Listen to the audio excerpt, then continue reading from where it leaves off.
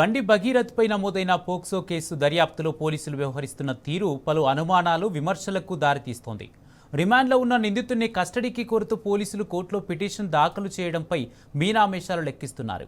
ఎవరి ఒత్తిడితో పోలీసులు ఇలా వ్యవహరిస్తున్నారనే అనుమానాలు రేకెత్తుతున్నాయి. 9 రోజుల్లో కేసు విషయంలో ఎలాంటి ముందస్తు చర్యలు తీసుకోకపోవడం, నిందితుడు ముందస్తు బెయిల్ కోసం అప్లై చేసినప్పటికీ అతన్ని అరెస్టు చేసేందుకు ప్రయత్నించకపోవడం పోలీసుల తీరుపై అనుమానాలు మరింత పెంచాయి. కేంద్ర హోంశాఖ సహాయ మంత్రిగా ఉన్న బండి సంజయ్, రాష్ట్రంలో సీఎం కమ్ హోంశాఖ మంత్రిగా ఉన్న రేవంత్ రెడ్డి వల్లనే నిందితుడు 9 రోజుల పాటు దర్జాగా అరెస్టు కాకుండా ఉన్నాడనే వాదనలున్నాయి.